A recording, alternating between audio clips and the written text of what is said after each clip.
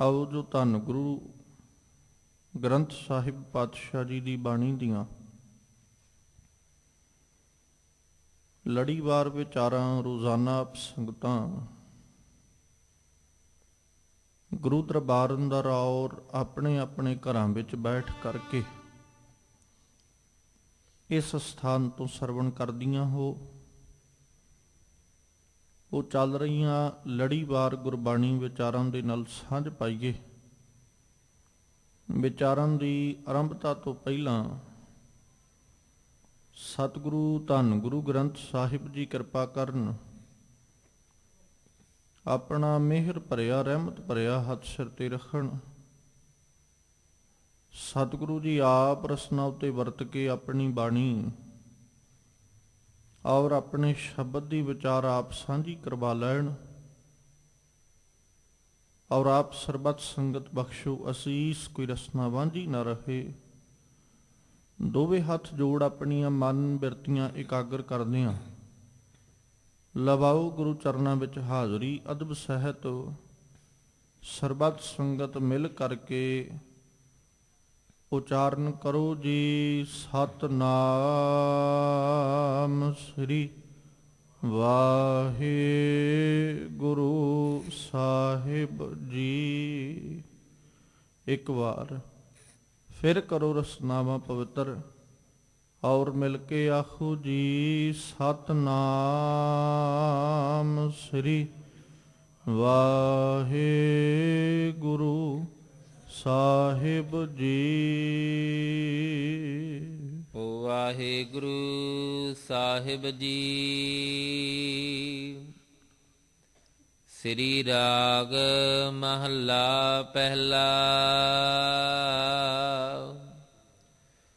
ਆਸਿਰ ਕਰਤਾ ਦੇਖੀਐ, ਹੋਰ ਕੀਤੀ ਆਵੈ ਜਾਏ। ਆਪੇ ਨਿਰਮਲ ਏਕ ਤੂੰ, ਹੋਰ ਬੰਦੀ ਤੰਦੈ ਪਾਏ। ਗੁਰ ਰਾਖੇ ਸੇ ਉਬਰੇ, ਸਾਚੇ ਸਿਉ ਲਿਵ ਲਾਏ।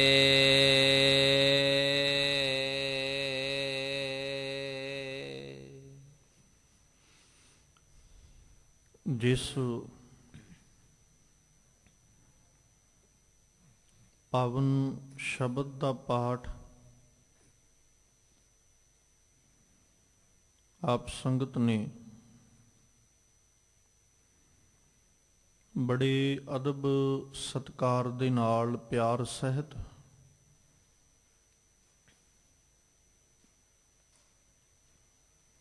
ਮਾਨਯੋਗ ਭਾਈ ਸਾਹਿਬ ਹੋਰਾਂ ਪਾਸੋਂ ਸਰਵਣ ਕੀਤਾ ਹੈ। ਇਹ ਪਾਵਨ ਬਚਨ ਸਤਿਗੁਰੂ ਧੰਨ ਗੁਰੂ ਨਾਨਕ ਸਾਹਿਬ ਜੀ ਦੀ ਰਸਨਾ ਤੋਂ ਉਚਾਰਨ ਕੀਤੇ ਹੋਏ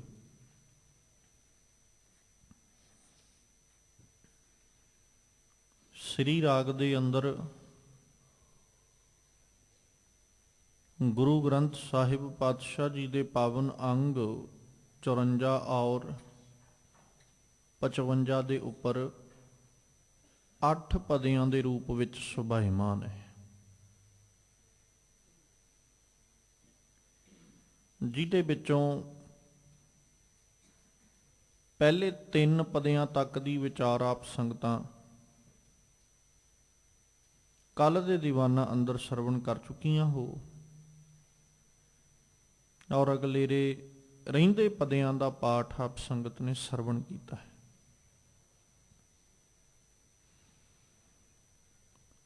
ਔਰ ਸਤਿਗੁਰੂ ਜੀ ਨੇ ਚੌਥੇ ਪਦੇ ਦੀ ਆਰੰਭਤਾ ਕਰਦਿਆਂ ਹੋਇਆਂ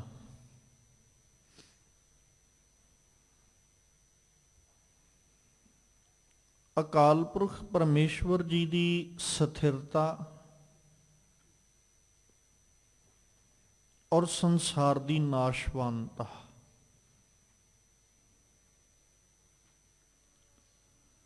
ਇਹਦੀ ਗੱਲ ਸਤਿਗੁਰੂ ਜੀ ਪਹਿਲੋਂ ਕਰ ਰਹੇ ਨੇ।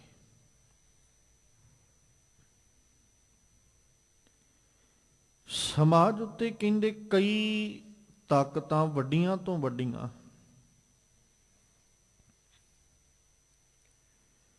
ਜਿਹੜੀਆਂ ਕਦੇ ਦਾਅਵੇ ਕਰਦੀਆਂ ਸਨ ਵੀ ਅਸੀਂ ਇੱਥੇ ਰਹਿਣਾ ਹੈ, ਸਦੀਵ ਰਹਿਣ ਵਾਲੀਆਂ,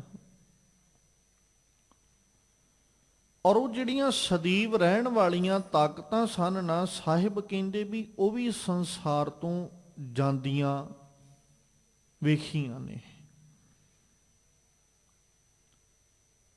ਔਰ ਜਿਹੜੀਆਂ ਸਦੀਵ ਰਹਿਣ ਵਾਲੀਆਂ ਤਾਕਤਾਂ ਸਨ, ਕਹਿੰਦੇ ਆਪਣੇ ਆਪ ਨੂੰ ਦੁਨੀਆ ਦੇ ਰਾਜੇ ਬਾਦਸ਼ਾਹ ਸਮਝਣ ਵਾਲੇ ਵੀ ਦੁਨੀਆ ਤੋਂ ਚਲੇ ਗਏ। ਕਾਰਨ ਕਿਉਂਕਿ ਉਹ ਵੀ ਸਾਰੇ ਸਮੇਂ ਦੇ ਅਧੀਨ ਪੈਦਾ ਹੋਣ ਵਾਲੇ ਨੇ। ਉਹਨਾਂ ਵੀ ਕਿਸੇ ਨੇ ਜਣਿਆ ਹੈ, ਕਿਸੇ ਨੇ ਜਨਮਿਆ ਹੈ ਉਹਨਾਂ ਨੂੰ।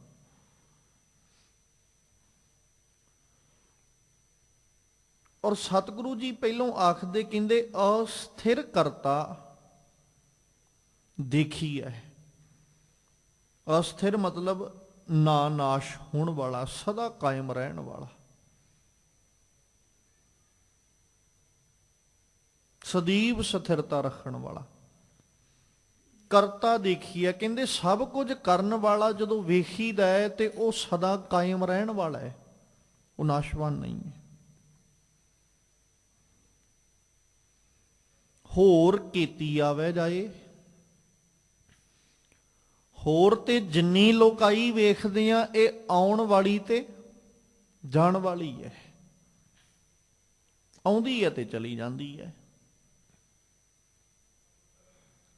ਸਮੇਂ ਦੇ ਅਧੀਨ ਹੀ ਹੈ ਨਾ। ਕੱਲੇ ਆਵੇ ਨਾਨਕਾ ਸੱਦੇ ਉੱਠੀ ਜਾਹੇ, ਆਏ ਤੇ ਚਲੇ ਗਏ।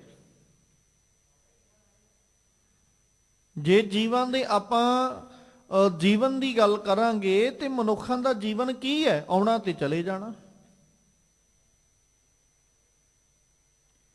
ਬਸ ਉਹ ਜਿਹੜਾ ਆਉਣਾ ਤੇ ਜਾਣ ਦੇ ਵਿਚਲਾ ਸਮਾਂ ਹੈ ਨਾ, ਉਸ ਔਰ ਆਉਣ ਔਰ ਜਾਣ ਦੇ ਵਿਚਲੇ ਸਮੇਂ ਦੇ ਅੰਦਰ ਮਨੁੱਖ ਆਪਣੀ ਨੌਬਤ ਵਜਾਉਂਦਾ।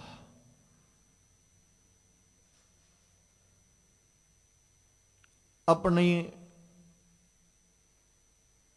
ਨਾਮ ਦੀ, ਆਪਣੇ ਫਰਮਾਨ ਦੀ, ਆਪਣੇ ਹੁਕਮ ਦੀ ਨੌਬਤ ਵਜਾਉਣ ਦੀ ਕੋਸ਼ਿਸ਼ ਕਰਦਾ ਹੈ। ਔਰ ਹੋ ਸਕਦਾ ਹੈ ਕਿ ਇਹਦਾ ਹੁਕਮ ਚੱਲ ਵੀ ਪਏ, ਹੁੰਦਾ ਵੀ ਹੈ।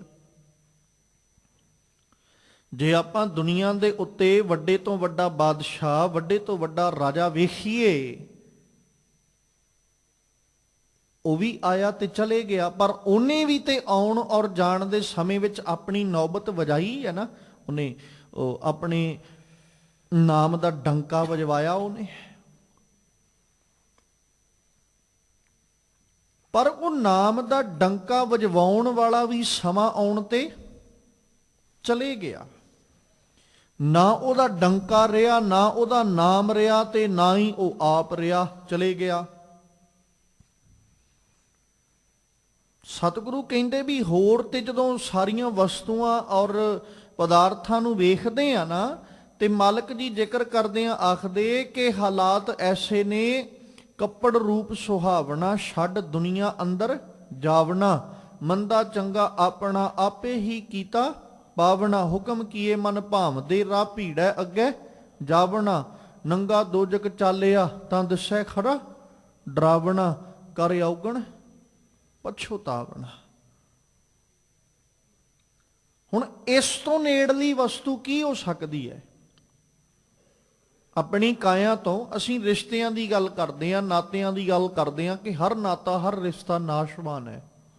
ਚਾਹੇ ਕੋਈ ਜਿੰਨਾ ਮਰਜ਼ੀ ਨੇੜਤਾ ਭਰਿਆ ਹੋਵੇ, ਨੇੜਤਾ ਭਰਿਆ ਰਿਸ਼ਤਾ ਵੀ ਪਾਸਾ ਵੱਟ ਜਾਂਦਾ ਹੈ। ਪਰ ਜਦੋਂ ਕਾਇਆ ਦੀ ਗੱਲ ਆਉਂਦੀ ਹੈ, ਇਹਨੂੰ ਤੇ ਅਸੀਂ ਆਪਣੀ ਕਹਿੰਦੇ ਆ ਨਾ। ਪਰ ਛੱਡ ਦੁਨੀਆ ਅੰਦਰ ਜਾਵਣਾ, ਇਹ ਵੀ ਨਾਸ਼ਵਾਨ ਹੈ।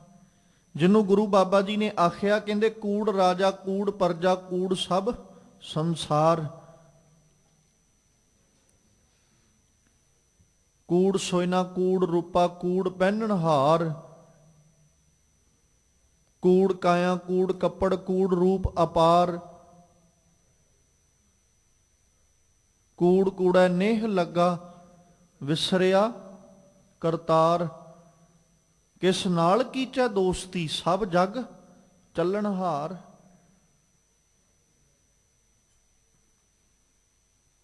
ਹਰ ਚੀਜ਼ ਨਾਸ਼ਵਾਨ ਹੈ ਤੇ ਦੇਖੀ ਦਾ ਕੀ ਹੈ? ਅਸਥਿਰ ਕਰਤਾ ਦੇਖੀ ਹੈ। ਇੱਕ ਜਦੋਂ ਇਸੇ ਸ਼ਲੋਕ ਨੂੰ ਪੜ੍ਹਦੇ ਹਾਂ ਤੇ ਅਖੀਰ ਤੇ ਜਾ ਕੇ ਕਹਿੰਦੇ ਨਾ ਮਾਲਕ ਜੀ ਵੀ ਹੇ ਅਕਾਲ ਪੁਰਖ ਪਰਮੇਸ਼ਵਰ ਜੀ, ਉਹ ਤੇਰੇ ਤੋਂ ਵੱਜ ਸਭ ਕੁਝ ਕੂੜ ਹੀ ਕੂੜ ਹੈ। ਨਾਨਕ ਵਖਾਣੈ ਬੇਨਤੀ ਤੁਧ ਬਾਝ ਕੂੜੋ ਕੂੜ। ਤੇਰੇ ਤੋਂ ਬਿਨਾ ਰੱਬ ਜੀ ਸਭ ਕੁਝ ਹੈ ਹੀ ਕੂੜ, ਸਭ ਕੁਝ ਝੂਠ ਹੈ। ਜਦੋਂ ਵੇਖੀਦਾ ਉਦੋਂ ਇੱਕੋ ਹੀ ਚੀਜ਼ ਹੈ ਜਿਹੜੀ ਸਾਨੂੰ ਨਾ ਨਾਸ਼ ਹੋਣ ਵਾਲੀ ਦਿਸਦੀ ਹੈ। ਬਾਕੀ ਤੇ ਹਰ ਚੀਜ਼ ਘਟੰਤ ਰੂਪ, ਘਟੰਤ ਰੂਪੰ ਘਟੰਤ ਦੀਪੰ ਘਟੰਤ ਸਸਿਅਰ ਸੂਰ ਨਖਯਤਰੰ, ਸਾਰਾ ਕੁਛ ਹੀ ਨਾਸ਼ਵਾਨ ਸਮੇਂ ਦੇ ਅਧੀਨ। ਜਿਹਨੂੰ ਮਾਲਕ ਜੀ ਕਹਿੰਦੇ ਕਾਲ ਪਾਏ ਬ੍ਰਹਮਾ ਬਪਤਰਾ, ਕਾਲ ਪਾਏ ਸ਼ਿਵਜੂ ਅਵਤਰਾ, ਕਾਲ ਪਾਏ ਕਰ ਬਿਸ਼ਨ ਪ੍ਰਕਾਸ਼ਾ, ਸਕਲ ਕਾਲ ਕਾ ਕੀਆ ਤਮਾਸ਼ਾ। ਜਵਨ ਕਾਲ ਜੋਗੀ ਸ਼ਿਵ ਕੀਓ, ਵੇਦ ਰਾਜ ਬ੍ਰਹਮਾ ਜੂਥੀਓ, ਜਵਨ ਕਾਲ ਸਭ ਲੋਕ ਸਵਾਰਾ। ਨਮਸਕਾਰ ਹੈ ਤਾਹੇ ਹਮਾਰਾ, ਸਾਡੀ ਉਹਨੂੰ ਨਮਸਕਾਰ ਹੈ। ਕਿਉਂਕਿ ਜਦੋਂ ਵੇਖੀਦਾ ਹੈ ਉਦੋਂ ਸਿਰਫ ਇੱਕੋ ਹੀ ਹੈ ਜਿਹੜਾ ਨਾ ਨਾਸ਼ ਹੋਣ ਵਾਲਾ ਦਿਸਦਾ ਹੈ, ਜਿਹਦੇ ਲਈ ਗੁਰੂ ਨਾਨਕ ਸਾਹਿਬ ਨੇ ਜ਼ਿਕਰ ਕੀਤਾ ਆਦ ਸੱਚ ਜੁਗਾਦ ਸੱਚ ਹੈ, ਭੀ ਸੱਚ ਨਾਨਕ ਹੋਸੀ ਭੀ ਸੱਚ। ਉਹ ਸੱਚ ਹੈ, ਸਦੀਵ ਸੱਚ ਹੈ, ਉਹ ਕਦੇ ਨਾਸ਼ ਹੋਣ ਵਾਲਾ ਨਹੀਂ। ਔਰ ਉਸੇ ਬਾਤ ਨੂੰ ਸਤਿਗੁਰੂ ਜੀ ਨੇ ਅੱਜ ਇਸ ਪੰਕਤੀ ਵਿੱਚ ਪ੍ਰਗਟਾਇਆ, ਅਸਥਿਰ ਕਰਤਾ ਦੇਖੀ ਹੈ ਹੋਰ ਕੀਤੀ ਆਵੇ ਜਾਏ। ਜਦੋਂ ਬਾਬਾ ਫਰੀਦ ਜੀ ਨੂੰ ਪੜਿਆ ਤੇ ਉਹਨਾਂ ਜ਼ਿਕਰ ਕੀਤਾ, ਸ਼ੇਖ ਹਯਾਤੀ ਜਗ ਨਾ ਕੋਈ ਥਿਰ ਰਹਿਆ, ਜਿਸ ਆਸਣ ਹਮ ਬੈਸੇ ਕੇਤੇ ਬੈਸ ਗਿਆ। ਦੁਨੀਆ ਉੱਤੇ ਆਉਣ ਤੇ ਜਾਣ ਵਾਲਿਆਂ ਦੀ ਕੋਈ ਗਿਣਤੀ ਨਹੀਂ ਹੈ। ਕਈ ਨੇ ਜਿਹੜੇ ਆਉਂਦੇ ਨੇ ਤੇ ਕਈ ਨੇ ਜਿਹੜੇ ਸੰਸਾਰ ਤੋਂ ਕੂਚ ਕਰਦੇ ਨੇ। ਇੱਕ ਪਾਸੇ ਜਨਮ ਹੋ ਰਿਹਾ ਤੇ ਦੂਜੇ ਪਾਸੇ ਮੌਤ ਹੋ ਰਹੀ ਹੈ। ਜਦੋਂ ਹੋਰ ਕੀਤੀ ਆਵੇ ਜਾਏ ਦੀ ਬਾਤ ਆਈ ਤੇ ਬਾਬਾ ਫਰੀਦ ਜੀ ਕਹਿੰਦੇ, ਫਰੀਦਾ ਕਿੱਥੇ ਤੈਂਡੇ ਮਾਪਿਆ, ਜਿੰਨੀ ਤੂੰ ਜਣੇ ਉਹੇ, ਤੈ ਪਾਸੋਂ ਇਹ ਲੱਦ ਗਏ, ਤੂੰ ਅਜੇ ਨਾ ਪਤੀਣੇ ਉਹੇ।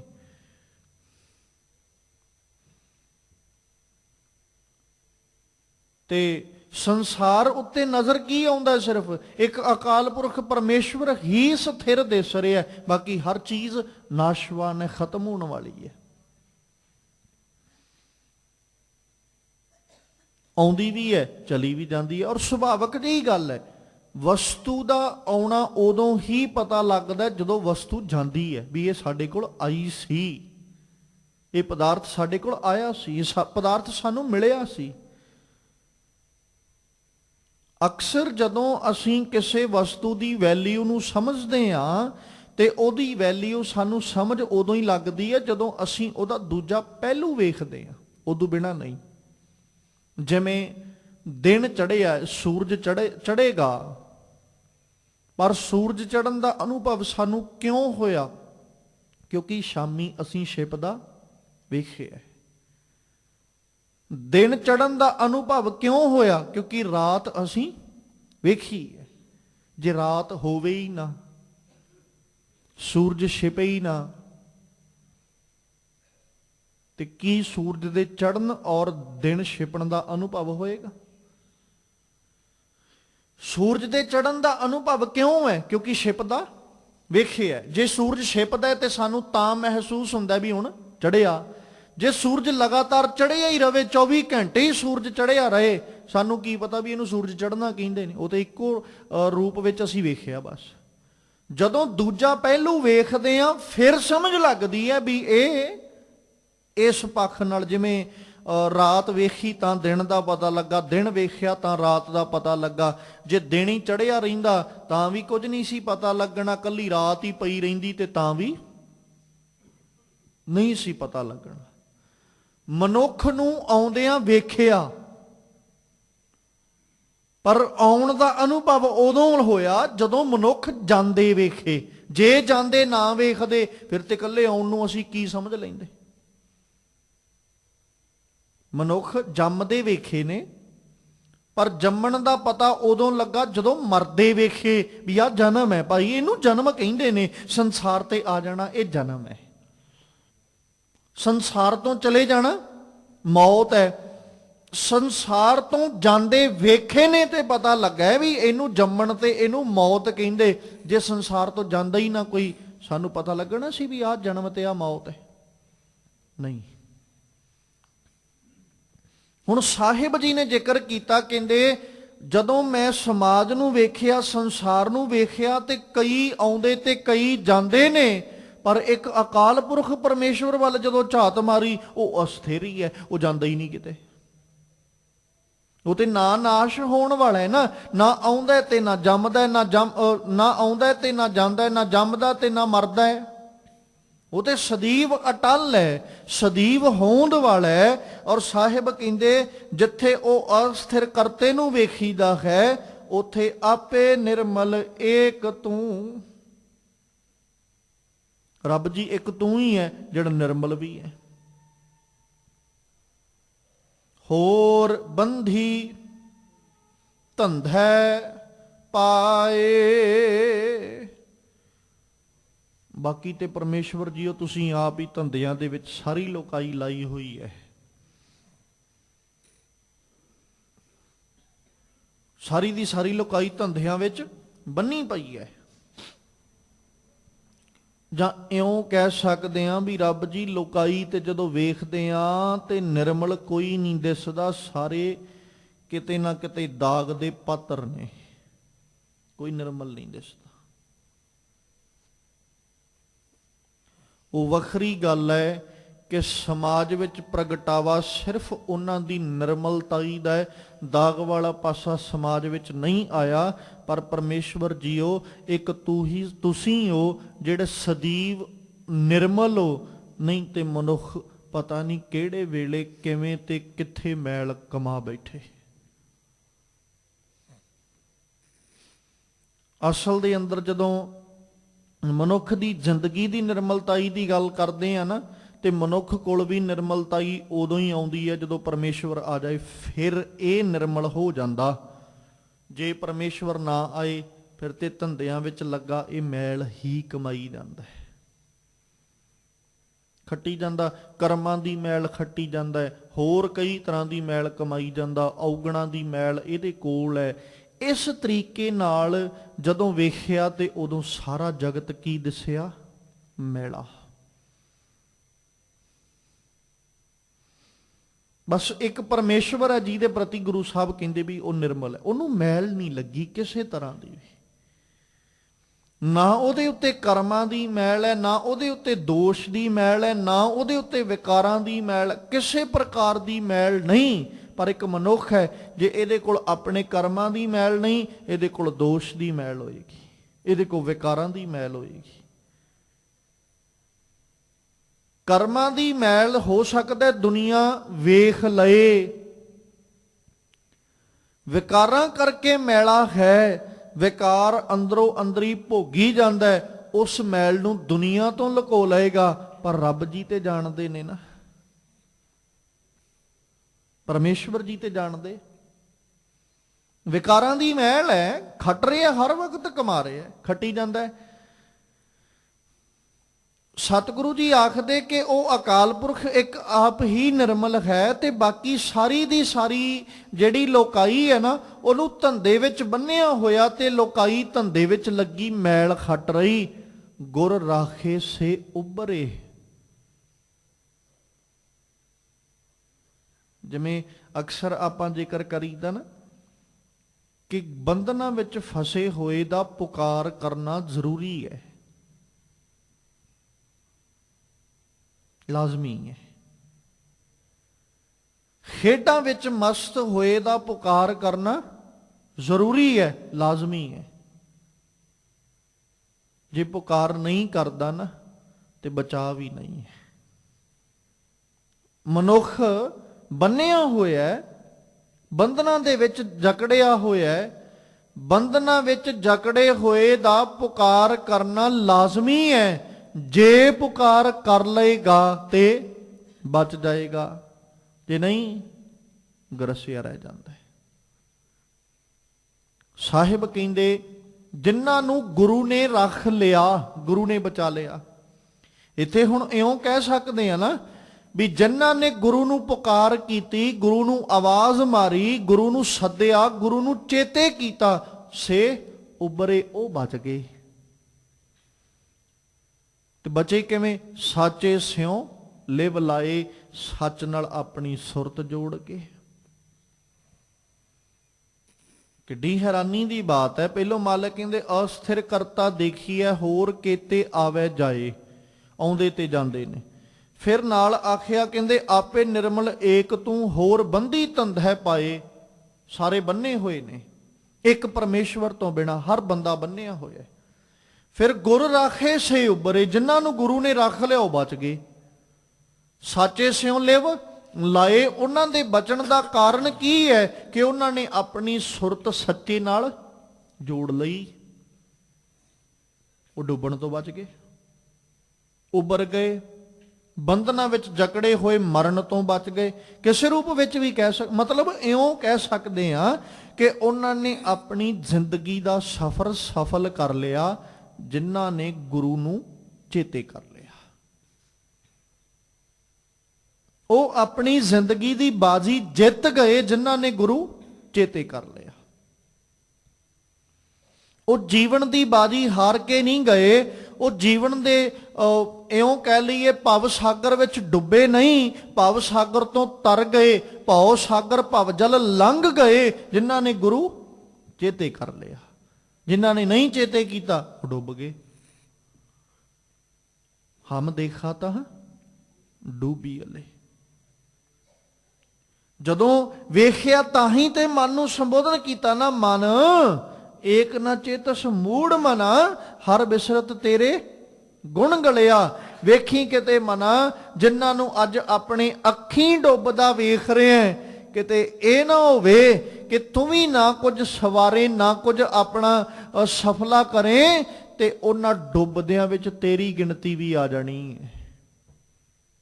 ਮਨ ਨੂੰ ਸੰਬੋਧਨ ਕੀਤਾ ਵੀ ਤੂੰ ਡੁੱਬਣਾ ਨਹੀਂ, ਤੂੰ ਗਲਤਾਨ ਨਹੀਂ ਹੋਣਾ, ਤੂੰ ਉਪਰਾਮ ਹੋਣਾ। ਔਰ ਉਪਰਾਮ ਉਹ ਹੋਇਆ ਜਿਨ੍ਹਾਂ ਨੂੰ ਗੁਰੂ ਨੇ ਰੱਖ ਲਿਆ। ਔਰ ਗੁਰੂ ਨੇ ਕਿਹਨਾਂ ਨੂੰ ਰੱਖਿਆ? ਜਿਨ੍ਹਾਂ ਨੇ ਗੁਰੂ ਅੱਗੇ ਪੁਕਾਰ ਕੀਤੀ। ਜੇ ਪੁਕਾਰ ਹੈ ਤੇ ਬਚਾਅ ਹੈ, ਜੇ ਪੁਕਾਰ ਨਹੀਂ ਤੇ ਫਿਰ ਮੌਤ ਹੈ।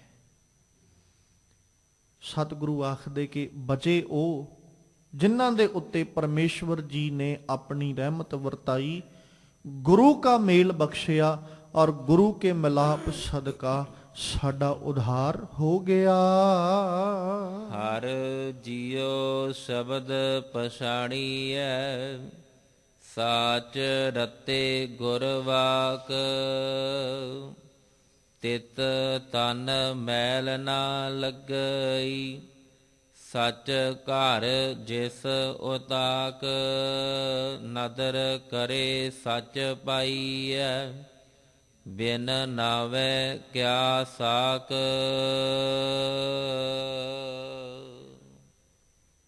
ਹਰ ਜੀਉ ਸ਼ਬਦ ਪਛਾਣੀ ਹੈ, ਰੱਬ ਜੀ ਨੂੰ ਪਛਾਣੀਂਦਾ ਹੈ, ਪਰ ਸ਼ਬਦ ਦੇ ਰਾਹੀਂ।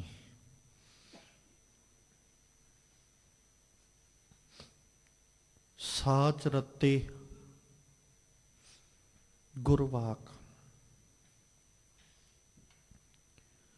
ਜਿਹੜੇ ਗੁਰੂ ਕੇ ਵਾਕਾਂ ਦੇ ਅਨੁਸਾਰ ਸੱਚ ਵਿੱਚ ਰੱਤੇ ਗਏ, ਉਹ ਪਛਾਣਦੇ ਨੇ। ਹੁਣ ਜੇ ਆਪਾਂ ਕਹਿ ਲਈਏ ਰੱਬ ਰੱਬ, ਤੇ ਅਸੀਂ ਵੀ ਬੜਾ ਕਰਦੇ ਹਾਂ। ਰੱਬ ਰੱਬ ਤੇ ਅਸੀਂ ਵੀ ਬਹੁਤ ਕੀਤਾ, ਪਰ ਕੀ ਵੇਖਿਆ? ਪਛਾਣਿਆ, ਮਹਿਸੂਸ ਕੀਤਾ? ਨਹੀਂ। ਸਾਡੀ ਹਾਲਤ ਹੈ ਵੀ ਅਗਲੇ ਨੇ ਰੱਬ ਦੀ ਗੱਲ ਕੀਤੀ, ਅਸੀਂ ਸੁਣ ਲਈ, ਉਹੀ ਸੁਣ ਕੇ ਅਸੀਂ ਕਰਨ ਲੱਗ ਗਏ। ਸਾਡੀ ਹਾਲਤ ਇਹ ਹੈ ਵੀ ਇੱਕ ਪਰਸਨ ਰੱਬ ਦੀ ਗੱਲ ਕਰ ਰਿਹਾ, ਅਸੀਂ ਉਸ ਪਰਸਨ ਨੂੰ ਰੱਬ ਦੀ ਗੱਲ ਕਰਦਿਆਂ ਸੁਣਿਆ, ਅਸੀਂ ਵੀ ਉਹੀ ਕੀਤੀ, ਸਾਡਾ ਕੋਈ ਵਿੱਚ ਆਪਣਾ ਅਨੁਭਵ ਨਹੀਂ ਹੈ, ਅਸੀਂ ਵੀ ਉਹੀ ਕਰਨ ਲੱਗੇ। ਚਾਹੀਦਾ ਤੇ ਇਹ ਸੀ ਕਿ ਅਗਲਾ ਰੱਬ ਦੀ ਗੱਲ ਕਰ ਰਿਹਾ, ਮੈਂ ਸੁਣ ਕੇ ਪੜਚੋਲ ਕਰਾਂ ਵੀ ਸੱਚ ਹੈ, ਫਿਰ ਆਪਣਾ ਅਨੁਭਵ ਦੱਸਦਾ ਆ ਰੱਬ ਹੈ, ਜਾਂ ਫਿਰ ਆਪਣੇ ਅਨੁਭਵ ਅਨੁਸਾਰੀ ਰੱਬ ਨੂੰ ਮੰਨਦਾ ਵੀ ਆ ਰੱਬ ਹੈ। ਪਰ ਹੋਇਆ ਕੀ? ਸੁਣਿਆ, ਸੁਣ ਕੇ ਵਿਖਾਣਤਾ, ਪੜਚੋਲ ਕੋਈ ਨਹੀਂ। ਮਾਲਕ ਕਹਿੰਦੇ ਹਰ ਜੀਉ ਸ਼ਬਦ ਪਛਾਣੀ ਹੈ, ਸ਼ਬਦ ਦੇ ਰਾਹੀਂ ਮਤਲਬ ਗੁਰੂ ਉਪਦੇਸ਼ ਰਾਹੀਂ ਰੱਬ ਜਾਣੀਦਾ ਹੈ।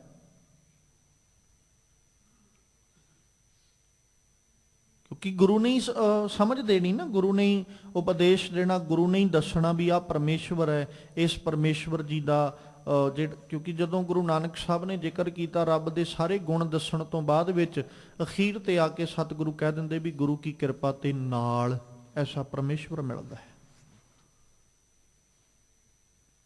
ਸ਼ਬਦ ਦੇ ਰਾਹੀਂ ਪਹਿਲਾਂ ਸਾਨੂੰ ਉਹਦੇ ਬਾਰੇ ਪਤਾ ਲੱਗਾ ਵੀ ਆਹ ਕੁਛ ਹੈ,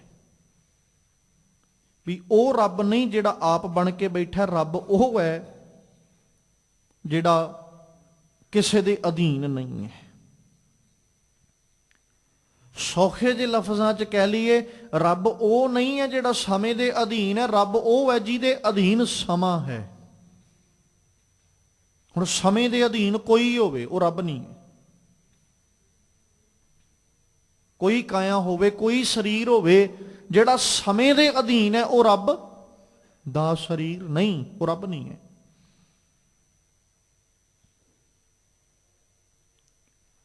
ਸ਼ਬਦ ਦੇ ਰਾਹੀਂ ਇਸ ਗੱਲ ਦੀ ਸੋਝੀ ਹੋਈ, ਗੁਰੂ ਉਪਦੇਸ਼ ਰਾਹੀਂ ਇਸ ਗੱਲ ਦੀ ਸਮਝ ਲੱਗੀ। ਫਿਰ ਸਤਿਗੁਰੂ ਕਹਿੰਦੇ ਕੱਲੀ ਸੋਝੀ ਨਹੀਂ, ਕੱਲੀ ਇਹ ਬਾਤ ਹੀ ਨਹੀਂ, ਸੱਚ ਦੇ ਵਿੱਚ ਰੱਤੇ ਵੀ ਉਹ ਜਾਂਦੇ ਨੇ ਜਿਨ੍ਹਾਂ ਨੇ ਗੁਰੂ ਕੇ ਵਾਕ ਨੂੰ ਕਮਾਇਆ, ਗੁਰੂ ਉਪਦੇਸ਼ ਨੂੰ ਜਿਨ੍ਹਾਂ ਨੇ ਕਮਾਇਆ, ਜਿਹੜੇ ਗੁਰੂ ਵਾਕ ਅਨੁਸਾਰੀ ਚੱਲ ਪਏ, ਜਿਨ੍ਹਾਂ ਨੇ ਗੁਰੂ ਅਨੁਸਾਰੀ ਆਪਣਾ ਜੀਵਨ ਬਣਾਇਆ ਨਾ, ਸੱਚ ਵਿੱਚ ਉਹ ਰੱਤੇ ਗਏ। ਤੇ ਜਿਹੜੇ ਸੱਚ ਵਿੱਚ ਰੱਤੇ ਗਏ, ਮਾਲਕ ਜੀ ਕਹਿੰਦੇ ਤਿਤ ਤਨ ਮੈਲ ਨਾ ਲੱਗਈ, ਸੱਚ ਘਰ ਜਿਸ ਔਤਾਕ, ਉਹ ਕਦੇ ਮੈਲੇ ਨਹੀਂ ਹੁੰਦੇ। ਇੱਕ ਨਾ ਸਾਹਿਬ ਜੀ ਦੀ ਪਾਵਨ ਬਾਣੀ ਦਾ ਬਚਨ ਹੈ, ਸੱਚ ਪੁਰਾਣਾ ਹੋਵੇ ਨਾਹੀਂ ਸੀਤਾ ਕਦੇ ਨਾ ਪਾਟੇ। ਸੱਚ ਕਦੇ ਪੁਰਾਣਾ ਨਹੀਂ ਹੋਇਆ, ਝੂਠ ਕਦੇ ਨਵਾਂ ਨਹੀਂ ਰਿਹਾ।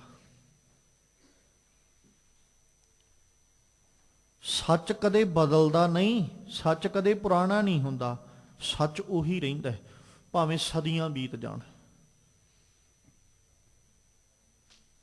ਕਦੇ ਵੀ ਪੁਰਾਣਾ ਨਹੀਂ ਹੋਏਗਾ। ਸੱਚ ਹਮੇਸ਼ਾ ਮੈਲ ਤੋਂ ਰਹਿਤ ਰਹਿੰਦਾ ਹੈ, ਉਹ ਕਦੇ ਮੈਲਾ ਨਹੀਂ ਹੁੰਦਾ। ਝੂਠ ਸਮਾਂ ਪਾ ਕੇ ਫਿੱਕਾ ਲੱਗਣ ਲੱਗ ਜਾਂਦਾ, ਫਿੱਕਾ ਦਿਸਦਾ ਹੈ।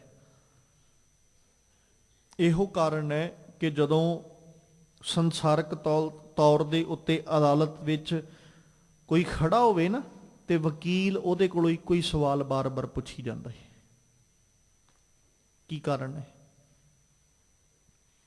ਜੇ ਤੇ ਝੂਠ ਹੋਇਆ ਫਿਰ ਤੇ ਬਦਲ ਜਾਏਗਾ, ਤੇ ਜੇ ਸੱਚ ਹੋਇਆ ਫਿਰ ਉਸੇ ਬਚਨਾਂ ਤੇ ਅਟਲ ਹੋਏਗਾ। ਫਿਰ ਵਿੱਚ ਟਾਈਮ ਗੈਪ ਵੀ ਇੱਕ ਦਿਨ 'ਚ ਹੀ ਨਹੀਂ, ਇੱਕ ਟਾਈਮ ਗੈਪ ਪਾ ਲਿਆ, ਮਹੀਨੇ 2 ਮਹੀਨੇ ਬਾਅਦ ਅਗਲੀ ਡੇਟ ਮਿਲੀ, ਉਹ 2 ਮਹੀਨਿਆਂ ਬਾਅਦ ਜਦੋਂ ਆ ਕੇ ਫਿਰ ਉੱਥੇ ਖੜੋਤੇ, ਵਕੀਲ ਨੇ ਉਹੀ ਸਵਾਲ ਫਿਰ ਕੀਤੇ ਜਿਹੜੇ 2 ਮਹੀਨੇ ਪਹਿਲਾਂ ਕੀਤੇ ਸਨ, ਵੀ ਜੇ ਤੇ ਝੂਠ ਹੋਇਆ ਫਿਰ ਤੇ ਬਦਲ ਜਾਏਗਾ, ਮੈਲਾ ਹੋ ਜਾਏਗਾ, ਧੁੰਦਲਾ, ਭੁੱਲ ਗਿਆ ਹੋਏਗਾ ਜੇ ਝੂਠ ਹੋਇਆ ਤੇ ਜੇ ਸੱਚ ਹੋਇਆ ਫਿਰ ਕਦੇ ਭੁੱਲਦਾ ਨਹੀਂ, ਵਿਸਰੇਗਾ ਨਹੀਂ। ਔਰ ਸਾਹਿਬ ਕਹਿੰਦੇ ਤਿਤ ਤਨ ਮੈਲ ਨਾ ਲੱਗਈ, ਉਹਨਾਂ ਨੂੰ ਕਦੇ ਵੀ ਮੈਲ ਨਹੀਂ ਲੱਗਦੀ। ਕਿੰਨਾਂ ਨੂੰ? ਸੱਚ ਘਰ ਜਿਸ ਔਤਾਕ, ਜਿਨ੍ਹਾਂ ਦੇ ਘਰ ਵਿੱਚ ਸੱਚ ਦਾ ਟਿਕਾਣਾ ਹੈ, ਉਹਨਾਂ ਨੂੰ ਕਦੇ ਮੈਲ ਨਹੀਂ ਲੱਗਦੀ। ਜਿਸ ਘਰ ਦੇ ਵਿੱਚੋਂ ਰੋਜ਼ ਆਵਾਜ਼ ਆਏਗੀ, ਹੱਕ ਪਰਾਇਆ ਨਾਨਕਾ ਉਸ ਸੂਰ ਉਸ ਗਾਏ, ਗੁਰਪੀਰ ਹਾਮਾ ਤਾਂ ਭਰੈ ਜਾ ਮੁਰਦਾਰ ਨਾ ਖਾਏ, ਉਹਦੇ ਹੱਥ ਬਗਾਨਾ ਹੱਕ ਕਿਵੇਂ ਮਾਰ ਲੈਣਗੇ।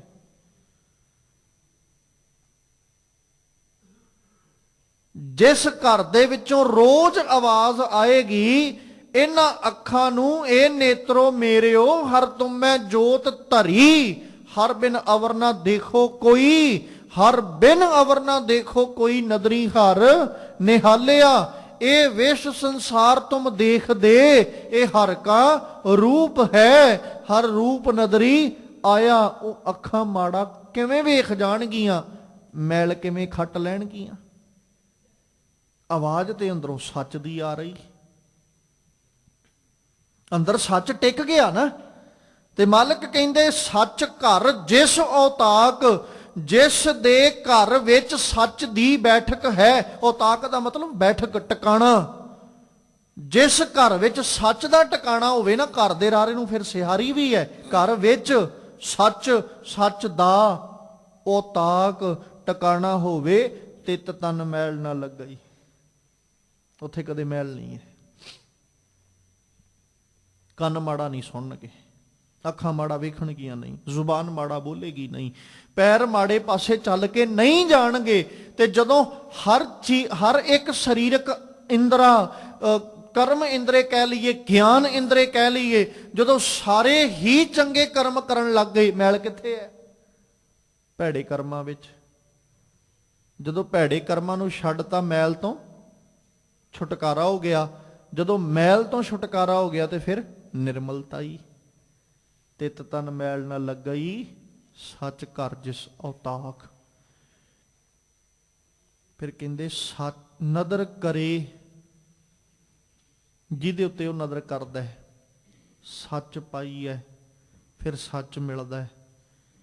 ਬਿਨ ਨਾਵੈ ਕਿਆ ਸਾਕ, ਨਾਮ ਤੋਂ ਬਿਨਾ ਕਿਹੜਾ ਸਾਕ ਹੈ। ਮਤਲਬ ਰੱਬ ਤੋਂ ਬਿਨਾ ਕੌਣ ਸਕਾ, ਕੌਣ ਸਾਕ, ਕਿਹੜਾ ਸੰਬੰਧ। ਇੱਕ ਉਹੀ ਤੇ ਸੰਬੰਧ ਹੈ ਜਿਹੜਾ ਹਰ ਥਾਂ ਉੱਤੇ ਨਿਭਣ ਵਾਲਾ ਹੈ। ਇੱਕ ਉਹੀ ਤੇ ਸੰਬੰਧ ਹੈ ਜਿਹੜਾ ਹਰ ਥਾਂ ਉੱਤੇ ਮਿਲਣ ਵਾਲਾ। ਇੱਕ ਉਹੀ ਤੇ ਸਾਕ ਹੈ ਜਿਹੜਾ ਸਾਕ ਹਰ ਥਾਂ ਖੜੋਣ ਵਾਲਾ, ਜਿਹਨੂੰ ਮਾਲਕ ਕਹਿੰਦੇ ਜਿਹ ਮਾਰਗ ਕੇ ਗਨੇ ਜਾਹੇ ਨਾ ਕੋਸਾ, ਹਰ ਕਾ ਨਾਮ ਊਹਾ ਸੰਗ ਤੋਸਾ। ਜਿਹ ਪੈਂਡੇ ਮਹਾ ਅੰਧ ਗੁਬਾਰਾ, ਹਰ ਕਾ ਨਾਮ ਸੰਗ ਉਜਿਆਰਾ। ਜਿੱਥੇ ਕੋਈ ਸਹਾਰਾ ਨਹੀਂ, ਉਥੇ ਇੱਕ ਨਾਮ ਸਾਕ ਬਣ ਕੇ ਖੜੋਂਦਾ, ਸੰਬੰਧੀ ਬਣ ਕੇ ਖੜੋ, ਮਿੱਤਰ ਬਣ ਕੇ ਕਹਿ ਲਈਏ, ਪਿਤਾ ਬਣ ਕੇ ਆਖ, ਮਾਤਾ ਬਣ ਕੇ ਆਖ ਲਈਏ, ਭਰਾ ਭੈਣ ਬਣ ਕੇ, ਕਿਸੇ ਰੂਪ ਵਿੱਚ ਕਹਿ ਲਈਏ, ਖੜਿਆ ਕੌਣ? ਨਾਮ। ਮਤਲਬ ਪਰਮੇਸ਼ਵਰ, ਉਹਦੀ ਬੰਦਗੀ, ਉਹਦੀ ਯਾਦ, ਉਹਦਾ ਚਿੰਤਨ, ਇਹੀ ਖੜਿਆ। ਬਾਕੀ ਮੇਰਾ ਕਮਾਇਆ ਤੇ ਕੁਝ ਵੀ ਨਹੀਂ ਹੈ। ਇੱਕ ਪਾਸੇ ਮੈਂ ਰੱਬ ਦੀ ਬੰਦਗੀ ਰੱਖ ਲਾਂ, ਇੱਕ ਪਾਸੇ ਮੈਂ ਆਪਣੀ ਜ਼ਿੰਦਗੀ ਵਿੱਚ ਖੱਟੀ ਦੌਲਤ ਰੱਖ ਲਾਂ। ਉਹ ਖੱਟੀ ਦੌਲਤ ਮੇਰਾ ਕੁਝ ਨਹੀਂ ਸਵਾਰ ਸਕਦੀ ਜੋ ਰੱਬ ਨੇ ਸਵਾਰ ਦੇਣਾ। ਖਿਆਲ ਰੱਖੀਏ, ਦੌਲਤ ਤੇ ਦੁਨੀਆ ਦੇ ਕਾਰਜ ਵੀ ਨਹੀਂ ਸਵਾਰ ਸਕਦੀ ਜਿੰਨਾ ਚਿਰ ਰੱਬ ਸਵਰਨ ਨਾ ਦਵੇ। ਰੱਬ ਕਾਰਜ ਸਵਾਰਦਾ ਤੇ ਦੌਲਤ ਰਾਹੀਂ ਕਾਰਜ ਸਵਰਦੇ ਨੇ। ਜਿੱਥੇ ਕਾਰਜ ਰੱਬ ਨੇ ਸਵਾਰਨਾ ਹੈ ਨਾ, ਚੇਤਾ ਰੱਖੀਏ, ਉੱਥੇ ਦੌਲਤ ਦੀ ਵੀ ਲੋੜ ਨਹੀਂ ਪੈਂਦੀ। ਉਹ ਸਵਾਰ ਦਿੰਦਾ, ਉਹ ਬਿਨਾਂ ਦੌਲਤ ਤੋਂ ਵੀ ਸਵਾਰ ਦਿੰਦਾ। ਤੇ ਜਿੱਥੇ ਕਾਰਜ ਨਹੀਂ ਸਵਰਨਾ ਨਾ, ਦੁਨੀਆ ਦੀ ਸਾਰੀ ਦੌਲਤ ਲਿਆ ਕੇ ਰੱਖ ਲਓ, ਸਵਾਰ ਕੇ ਦਿਖਾਓ। ਇਹਨੂੰ ਸਮਝਣਾ ਹੋਵੇ ਨਾ, ਕਦੇ ਹਸਪਤਾਲਾਂ 'ਚ ਝਾਤ ਮਾਰ ਕੇ ਵੇਖੀਏ, ਸਵਰਿਆ ਕਾਰਜ। ਉੱਥੇ ਖੜਾ ਬੰਦਾ ਕਹਿੰਦਾ ਮੇਰੇ ਲੱਖਾਂ ਲੱਗੇ, ਕਰੋੜਾਂ ਲੱਗੇ, ਮੈਨੂੰ ਭੁੱਲ ਜਾਣਗੇ। ਜੇ ਮੇਰਾ ਕਾਰਜ ਸਵਰ ਜਾਏ, ਜਿਹਨੂੰ ਅਸੀਂ ਲੈ ਕੇ ਆਏ ਹਾਂ, ਜੇ ਆਪਣੇ ਘਰ ਲੈ ਜਾਈਏ। ਪਰ ਲੱਖਾਂ ਕਰੋੜਾਂ ਬੜੀ ਦੂਰ ਦੀ ਗੱਲ ਹੈ, ਹਜ਼ਾਰਾਂ ਵੀ ਨਹੀਂ ਭੁੱਲਦੇ ਜੇ ਕਿਤੇ ਕਾਰਜ ਨਾ ਸਵਰੇ। ਜਿਹੜੇ ਪਰਸਨ ਨੂੰ ਅਸੀਂ ਲੈ ਕੇ ਆਏ, ਜੇ ਤੇ ਉਹ ਬਚ ਗਿਆ, ਫਿਰ ਤੇ ਕਰੋੜਾਂ ਖਰਚੇ ਵੀ ਭੁੱਲ ਜਾਾਂਗੇ, ਕੋਈ ਗੱਲ ਨਹੀਂ, ਸਾਡਾ ਫੈਮਿਲੀ ਮੈਂਬਰ ਬਚ ਗਿਆ, ਇਹਦੀ ਜਾਨ ਬਚ ਗਈ। ਤੇ ਜੇ ਨਾ ਬਚੇ, ਫਿਰ ਹਜ਼ਾਰਾਂ ਵੀ ਨਹੀਂ ਭੁੱਲਦੇ। ਤੇ ਸਤਿਗੁਰੂ ਜੀ ਆਖਦੇ, ਨਦਰ ਕਰੇ ਸੱਚ ਪਾਈਐ, ਬਿਨ ਨਾਵੈ ਕਿਆ ਸਾਕ। ਸੰਬੰਧੀ ਤੇ ਪਰਮੇਸ਼ਵਰ ਹੀ ਹੈ। ਰੱਬ ਦੇ ਨਾਮ ਤੋਂ ਬਿਨਾਂ ਸਹਾਇਕ ਦੱਸੋ ਕੌਣ ਹੈ? ਨਾ ਕੋ ਸਾਥੀ ਨਾ ਕੋ ਬੇਲੀ, ਕੋਈ ਸਾਥੀ ਨਹੀਂ, ਕੋਈ ਬੇਲੀ ਨਹੀਂ ਨਜ਼ਰ ਆਇਆ। ਤੇ ਜਦੋਂ ਦੇਖਿਆ ਤੇ ਉਦੋਂ ਨਜ਼ਰ ਕੀ ਆਇਆ? ਬਸ ਮੇਰਾ ਇੱਕ ਅੱਲਾ ਹੀ ਬੇਲੀ ਹੈ, ਉਦੋਂ ਬਿਨਾਂ ਕੋਈ ਮਿੱਤਰ ਨਹੀਂ, ਕੁਝ ਵੀ ਨਹੀਂ। ਵੇਖੋ ਨਾ, ਸਤਿਗੁਰੂ ਜੀ ਜ਼ਿਕਰ ਕਰਦੇ ਆ, ਆਖਦੇ ਕਿ ਕੋਈ ਮਿੱਤਰ ਨਹੀਂ, ਕੋਈ ਇੱਠ ਨਹੀਂ, ਕੁਝ ਵੀ ਨਹੀਂ, ਕੋਈ ਜਾਤ ਨਹੀਂ, ਕੋਈ ਪੱਤ ਨਹੀਂ, ਕੁਛ ਨਾ ਹੋਵੇ ਬੰਦੇ ਕੋਲ, ਪਰ ਰਾਜਾ ਸਗਲੀ ਸ੍ਰਿਸ਼ਟ ਕਾ ਹਰ ਨਾਮ ਮਨ ਭਿੰਨਾ। ਜੇ ਉਹਦਾ ਮਨ ਰੱਬ ਦੇ ਨਾਮ ਵਿੱਚ ਭਿੱਜਾ ਹੈ, ਉਹਨੂੰ ਮਿੱਤਰ ਨਾ ਧਨ ਨਾ ਰੂਪ, ਕਿਸੇ ਚੀਜ਼ ਦੀ ਲੋੜ ਨਹੀਂ ਹੈ। ਉਹਨੂੰ ਪਤਾ ਜਿਹੜਾ ਮਿੱਤਰਤਾਈ ਨਿਭਾਉਣ ਵਾਲਾ ਅਸਲ ਵਿੱਚ ਸੱਜਣ ਹੈ ਨਾ, ਉਹ ਮੇਰੇ ਪੱਖ 'ਚ ਖੜੋਤਾ, ਮੇਰੇ ਸੰਗ ਖੜੋਤਾ ਹੈ, ਉਹ ਮੇਰਾ ਸਾਥੀ ਬਣ ਕੇ ਖੜਾ। ਤੇ ਉਸ ਮਿੱਤਰਤਾਈ ਕਰਕੇ, ਉਸ ਸਾਥ ਕਰਕੇ ਮੈਨੂੰ ਆ ਕਿਸੇ ਦੁਨਿਆਵੀ ਸਾਕ ਤੇ ਸੰਬੰਧ ਦੀ ਜ਼ਰੂਰਤ ਨਹੀਂ। ਵੇਖੋ, ਦੁਨਿਆਵੀ ਜ਼ਿੰਦਗੀ ਗੁਜ਼ਾਰਨ ਵਾਸਤੇ ਸੰਬੰਧ ਤੇ ਸਗਿਆਂ ਦੀ ਗੱਲ ਇੱਕ ਵੱਖਰਾ ਪੱਖ ਹੈ, ਪਰ ਜਿਹੜਾ ਇੱਥੇ ਮਾਲਕ ਜੀ ਜ਼ਿਕਰ ਕਰ ਰਹੇ, ਨਦਰ ਕਰੇ ਸੱਚ ਪਾਈਐ, ਜਦੋਂ ਉਹ ਰਹਿਮਤ ਦੀ ਨਦਰ ਕਰਦਾ ਫਿਰ ਸੱਚ ਮਿਲਦਾ। ਬਿਨ ਨਾਵੈ, ਰੱਬ ਦੇ ਨਾਮ ਤੋਂ ਬਿਨਾਂ ਕਿਆ ਸਾਕ, ਸੰਬੰਧੀ ਕੌਣ ਹੈ? ਖੈਰ, ਜਿੱਥੇ ਇਸ ਪਾਵਨ ਸ਼ਬਦ ਦੀ ਵਿਚਾਰ ਨੂੰ ਆਪਾਂ ਸਾਂਝਿਆਂ ਕਰ ਰਹੇ ਹਾਂ, ਨਾਲ ਨਾਲ ਸ਼ਹੀਦੀ ਦਿਹਾੜੇ ਔਰ ਉਹ ਇੱਕ ਹਫ਼ਤੇ ਦਾ ਸਮਾਂ ਧੰਨ ਗੁਰੂ ਕਲਗੀਧਰ ਸਾਹਿਬ ਪਾਤਸ਼ਾਹ ਜੀ ਨੇ ਔਰ ਗੁਰੂ ਕੇ ਵੱਡਿਆਂ ਲਾਲਾਂ ਤੇ ਨਿੱਕਿਆਂ ਲਾਲਾਂ ਨੇ, ਛੋਟੇ ਸਾਹਿਬਜ਼ਾਦਿਆਂ ਨੇ, ਮਾਤਾ ਗੁਜਰ ਕੌਰ ਔਰ ਗੁਰੂ ਕੇ ਸਿੱਖਾਂ ਨੇ ਜੋ ਤਸ਼ੱਦਦ ਆਪਣੇ ਤਨਾਂ ਉੱਤੇ ਸਹਾਰਿਆ, ਉਹਨਾਂ ਸ਼ਹੀਦਾਂ ਦੀ ਦਾਸਤਾਂ ਨੂੰ ਅਸੀਂ ਚੇਤੇ ਵੀ ਕਰਨਾ, ਕੋਟਾਨ ਕੋਟ ਪ੍ਰਣਾਮ ਵੀ ਕਰਨਾ ਹੈ, ਔਰ ਚੇਤੇ ਰੱਖੀਏ ਉਹਨਾਂ ਸ਼ਹੀਦਾਂ ਕੋਲੋਂ ਕੁਝ ਲੈ ਕੇ ਜਾਣਾ, ਕੁਝ ਸਿੱਖ ਕੇ ਜਾਣਾ। ਖਿਮਾ ਕਰਿਓ, ਮੈਂ ਹੱਥ ਜੋੜ ਕੇ ਮੁਆਫੀ ਮੰਗਦਾ ਇਹ ਲਫ਼ਜ਼ ਵਰਤਣ ਲੱਗਿਆਂ। ਸ਼ਹੀਦੀਆਂ ਅਸੀਂ ਹਰ ਸਾਲ ਚੇਤਾ ਕਰਦੇ ਹਾਂ, ਹਰ ਸਾਲ ਬੜੀ ਸ਼ਰਧਾ ਨਾਲ, ਬੜੇ ਪ੍ਰੇਮ ਨਾਲ, ਬੜੇ ਵੈਰਾਗ ਦੇ ਨਾਲ ਅਸੀਂ ਉਹਨਾਂ ਦਿਨਾਂ ਨੂੰ ਚੇਤੇ ਕੀਤਾ। ਔਰ ਇਹਨਾਂ ਦਿਨਾਂ 'ਚ ਨਾ ਸਹਿਜ ਸੁਭਾਅ ਜ਼ੁਬਾਨ ਜਿਹੜੀ ਨਾ, ਉਹ ਧੰਨ ਗੁਰੂ ਕਲਗੀਧਰ ਸਾਹਿਬ ਕਹਿ ਹੀ ਉੱਠਦੀ ਹੈ, ਸਹਿਜ ਸੁਭਾਅ ਕਹਿ ਉੱਠਦੀ ਹੈ।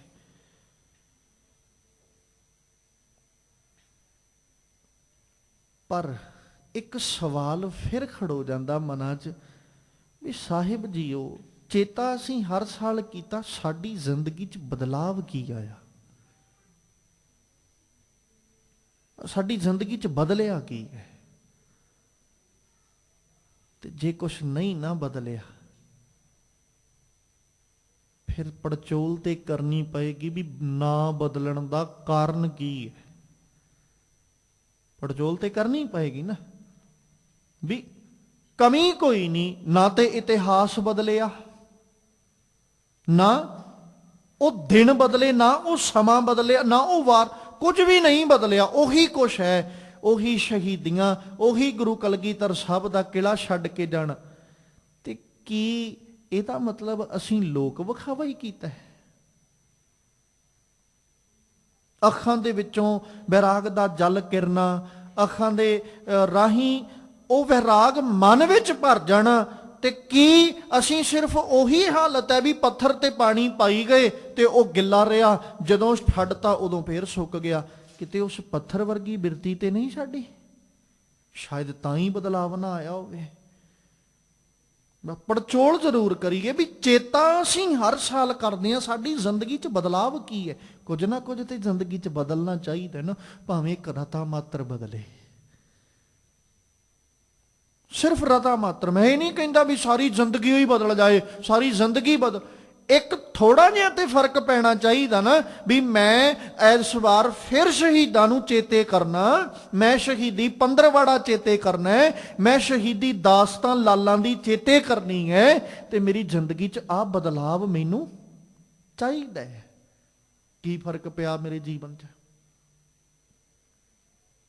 ਜ਼ਰੂਰ ਸੋਚੀਏ, ਵਿਚਾਰੀਏ, ਪੜਚੋਲੀਏ। ਉਹਨਾਂ ਲਾਲਾਂ ਨੂੰ ਚੇਤੇ ਕਰਦਿਆਂ ਕਿਤੇ ਇੰਨਾ ਕਿਤੇ ਕਹਿ ਸਕੀਏ, ਬਾਬਾ ਅਜੀਤ ਸਿੰਘ ਜੀ, ਮੈਂ ਤੁਹਾਡੇ ਵਰਗਾ ਬਣ ਤੇ ਨਹੀਂ ਸਕਦਾ, ਪਰ ਕੋਸ਼ਿਸ਼ ਕਰ ਰਿਹਾ। ਜਿੰਨਾ ਗੁਰੂ ਕਲਗੀਧਰ ਸਾਹਿਬ ਤੁਹਾਨੂੰ ਪ੍ਰੇਮ ਕਰਦੇ ਸੀ ਨਾ, ਮੈਂ ਉਸ ਪ੍ਰੇਮ ਦੇ ਕਾਬਲ ਤੇ ਨਹੀਂ, ਪਰ ਕੋਸ਼ਿਸ਼ ਕਰਾਂ ਕਿ ਗੁਰੂ ਕਲਗੀਧਰ ਸਾਹਿਬ ਕੋਲੋਂ ਪ੍ਰੇਮ ਲੈ ਸਕਾਂ।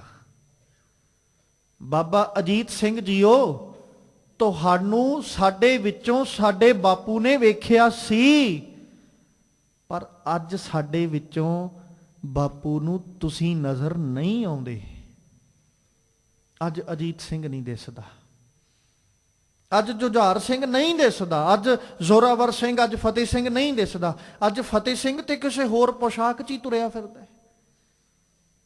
ਅੱਜ ਦਾ ਫਤਿਹ ਸਿੰਘ ਤੇ ਪੋਸ਼ਾਕ ਵੀ ਉਹ ਨਹੀਂ ਪਾ ਸਕਿਆ ਜਿਹੜੀ ਪੋਸ਼ਾਕ ਬਾਪੂ ਨੇ ਦਿੱਤੀ ਹੈ।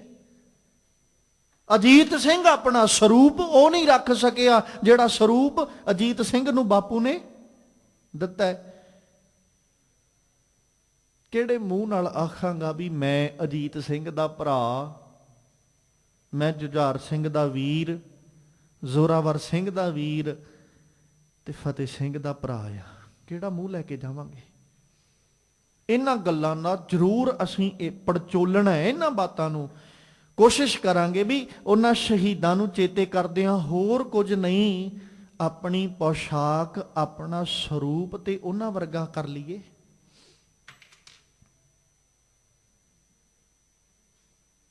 ਖੈਰ, ਧੰਨ ਗੁਰੂ ਕਲਗੀਧਰ ਪਾਤਸ਼ਾਹ ਜੀ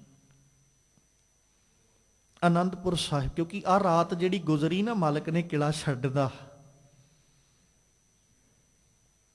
ਕਿਲਾ ਛੱਡ ਕੇ ਸਤਿਗੁਰੂ ਨੇ ਸਰਸਾ ਨਦੀ ਤੇ ਆਉਣਾ, ਕਿਉਂਕਿ ਆਹ ਅੰਮ੍ਰਿਤ ਵੇਲਾ ਜਦੋਂ ਸਰਸਾ ਨਦੀ ਤੇ ਪਰਿਵਾਰ ਵਿਛੜਦਾ। ਗੁਰੂ ਕਲਗੀਧਰ ਪਾਤਸ਼ਾਹ ਜੀ ਦਾ ਕਿਲੇ ਦੇ ਅੰਦਰ ਬੈਠੇ ਹੋਣਾ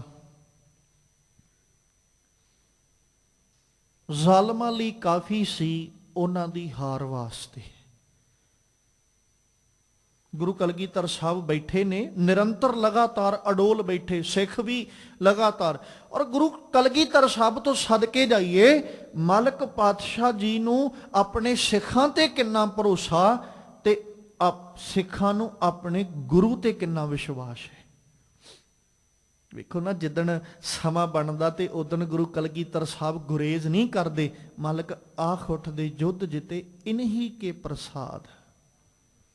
ਗੁਰੇਜ਼ ਥੋੜੀ ਕੀਤਾ ਸਤਿਗੁਰੂ ਨੇ।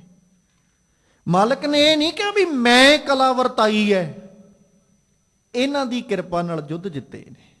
ਚਾਹੇ 13 ਕਹਿ ਲਈਏ ਤੇ ਚਾਹੇ 14 ਕਹਿ ਲਈਏ, ਸਾਰੀਆਂ ਜੰਗਾਂ ਜਿੱਤੀਆਂ ਨੇ, ਪਰ ਆਹ ਜਿਹੜੇ ਮਰਜੀਵੜੇ ਬਣ ਕੇ ਜੂਝੇ ਨੇ ਨਾ, ਇਹਨਾਂ ਦੇ ਸਹਾਰੇ ਜਿੱਤੀਆਂ। ਕਿੱਡਾ ਵਿਸ਼ਵਾਸ ਹੈ ਗੁਰੂ ਕਲਗੀਧਰ ਸਾਹਿਬ ਨੂੰ। ਇਨਹੀ ਕੇ ਪ੍ਰਸਾਦ ਸੁਵਿਦਿਆ ਲਈ। ਔਰ ਹੈਰਾਨੀ ਦੀ, ਕਿਹੜਾ ਗੁਰੂ ਆਪਣੇ ਸੇਵਕਾਂ ਤੇ ਇੰਨਾ ਭਰੋਸਾ ਕਰਦਾ? ਸੇਵਕ ਲੱਖ ਕਾਰਜ ਸਵਾਰ ਲਏ, ਗੁਰੂ ਨੇ ਕਦੇ ਕਿਹਾ ਵੀ ਇਹਨੇ ਸਵਾਰਿਆ? ਇੱਕ ਕਲਗੀਧਰ ਪਾਤਸ਼ਾਹੀ ਨੇ। ਖੈਰ, ਮਾਲਕ ਪਾਤਸ਼ਾਹ ਜੀ ਉਹ ਕਿਲੇ ਵਿੱਚ ਬੈਠੇ, ਜ਼ਾਲਮਾਂ ਦਾ ਜ਼ੋਰ ਲੱਗਾ ਹੋਇਆ ਵੀ ਕਿਲਾ ਖਾਲੀ ਕਰਵਾ ਲਈਏ। ਇਹਨਾਂ ਨੂੰ ਇੱਕ ਵਾਰੀ ਕਿਲੇ ਚੋਂ ਅਸੀਂ ਬਾਹਰ ਕੱਢ ਲਈਏ, ਬਾਹਰ ਕੱਢ ਕੇ ਸਾਨੂੰ ਮਾਰਨਾ ਆਸਾਨ ਹੋ ਜਾਏਗਾ। ਇਹ ਸੋਚ ਹੈ ਉਹਨਾਂ ਦੀ। ਔਰ ਚੇਤਾ ਰੱਖੀਏ, ਇਸ ਗੱਲ ਨੂੰ ਉਹ ਪਹਿਲੋਂ ਵੀ ਕਈ ਵਾਰ ਪਰਖ ਕੇ ਵੇਖ ਚੁੱਕੇ ਨੇ। ਗੁਰੂ ਕਲਗੀਧਰ ਸਾਹਿਬ ਜੀ ਉੱਤੇ ਤੇ ਉਹ ਹਮਲਾ ਕਰਨ ਲੱਗਿਆਂ ਗੁਰੇਜ਼ ਨਹੀਂ ਕਰਦੇ। ਉਹਨਾਂ ਬੜੀ ਵਾਰੀ ਤਲਾਸ਼ਿਆ ਵੀ ਕਿਤੇ ਕੋਈ ਕਿਲਾ ਨਾ ਹੋਵੇ, ਕੋਈ ਕੋਟ ਨਾ ਹੋਵੇ ਤੇ ਕੋਈ ਸਹਾਰਾ ਨਾ ਹੋਵੇ ਜਿੱਥੇ ਗੁਰੂ ਕੇ ਸਿੱਖ ਹੋਣ, ਅਸੀਂ ਹਮਲਾ ਕਰਕੇ ਤੇ ਉਹਨਾਂ ਨੂੰ ਮਾਰ ਲਈਏ। ਇਹ ਕਿਲੇ ਦੀ ਆੜ ਵਿੱਚ ਕਿਲੇ ਦਾ ਸਹਾਰਾ ਲੈ ਕੇ ਸਾਨੂੰ ਮਾਰ ਜਾਂਦੇ ਨੇ। ਤੇ ਗੁਰੂ ਕਿਆਂ ਸਿੱਖਾਂ ਨੇ ਉੱਥੇ ਵੀ ਜਦੋਂ ਦੋ ਹੱਥ ਕੀਤੇ ਨਾ, ਦਰਸਾਤਾ ਕਿਲਿਆਂ ਦੀਆਂ ਜ਼ਰੂਰਤਾਂ ਤੁਹਾਨੂੰ ਹੋਣਗੀਆਂ, ਸਾਨੂੰ ਨਹੀਂ। ਲੁਕ ਕੇ ਲੜਨ ਦੀਆਂ ਜ਼ਰੂਰਤਾਂ ਤੁਹਾਨੂੰ ਹੋਣਗੀਆਂ, ਸਾਨੂੰ ਨਹੀਂ। ਅਸੀਂ ਕਦੇ ਲੁਕ ਕੇ ਸ਼ਿਕਾਰ ਨਹੀਂ ਕੀਤਾ। ਅਸੀਂ ਜਦੋਂ ਵੀ ਲੜੇ ਆ ਉਦੋਂ ਸਾਹਮਣੇ ਹੋ ਕੇ ਲੜੇ ਆ। ਸਾਡੇ ਤੇ ਬਾਪੂ ਨੇ ਸਿਖਾਇਆ ਹੀ ਇਹ ਹੈ, ਜਿਹੜਾ ਲੁਕਦਾ ਹੋਵੇ ਉਹਦੇ ਤੇ ਵਾਰ ਹੀ ਨਾ ਕਰਿਓ, ਜਿਹੜਾ ਭੱਜਦਾ ਹੋਵੇ ਭੱਜੇ ਜਾਂਦੇ ਤੇ ਵਾਰ ਕਰਿਓ ਹੀ ਨਾ, ਤੇ ਜਿਹੜਾ ਹਥਿਆਰ ਸੁੱਟ ਕੇ ਅੱਗੇ ਆ ਜਾਏ ਨਾ, ਉਸ ਨਿਹੱਥੇ ਤੇ ਵਾਰ ਨਹੀਂ ਕਰਨਾ। ਸਾਡੇ ਤੇ ਬਾਪੂ ਨੇ ਸਾਨੂੰ ਇਹ ਸਿਖਾਇਆ, ਅਸੀਂ ਲੁਕ ਕੇ ਕਿਉਂ ਵਾਰ ਕਰਾਂਗੇ। ਉਹਨਾਂ ਜ਼ੋਰ ਤੇ ਬਹੁਤ ਲਾਇਆ ਪਰ ਜ਼ੋਰ ਚੱਲਿਆ ਨਹੀਂ। ਲਗਾਤਾਰ 6 ਮਹੀਨੇ 7 ਮਹੀਨੇ, ਆ 6-7 ਮਹੀਨਿਆਂ ਦਾ ਜਿਹੜਾ ਸਮਾਂ ਨਾ, ਇਹਨੂੰ ਅਸੀਂ ਵੇਖਣ ਨੂੰ ਭਾਵੇਂ ਸੋਚ ਕੇ ਕਹੀ ਚੱਲੀਏ ਕਿੱਡੀ ਕੁ ਵੱਡੀ ਗੱਲ ਹੈ, ਪਰ 6-7 ਮਹੀਨਿਆਂ 'ਚ ਜੋ ਤਸ਼ੱਦਦ ਸਿੱਖਾਂ ਨੇ ਆਪਣੇ ਸਰੀਰਾਂ ਤੇ ਝੱਲਿਆ ਨਾ, ਭਾਵੇਂ ਕਹਿ ਸਕਦੇ ਆ ਕਿ ਹੈ ਨਾ ਆਨੰਦਪੁਰ ਸਾਹਿਬ ਦੇ ਕਿਲੇ ਵਿੱਚ, ਪਰ ਭੁੱਖ ਵੀ ਇੱਕ ਬੜਾ ਵੱਡਾ ਤਸ਼ੱਦਦ ਹੈ। ਉਹਨੂੰ ਸਹਾਰਨਾ ਔਰ ਰੁੱਖਾਂ ਦੇ ਪੱਤੇ ਛਿਲਕੇ ਖਾ ਖਾ ਗੁਜ਼ਾਰਾ ਕਰਨਾ। ਕਿਤੇ ਸਮਾਂ ਸਾਨੂੰ ਇੱਕ ਦਿਨ ਭੋਜਨ ਨਾ ਮਿਲੇ ਤੇ ਕੀ ਬਣਦਾ। ਕਿੱਡੇ ਕੁ ਹੌਸਲੇ ਲੈ ਕੇ ਉੱਥੇ ਗੁਰੂ ਕੇ ਲਾਲ ਤੇ ਸਿੱਖ ਬੈਠੇ ਹੋਣਗੇ।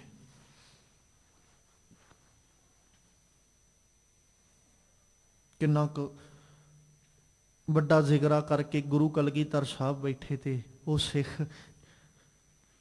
ਨਹੀਂ ਤੇ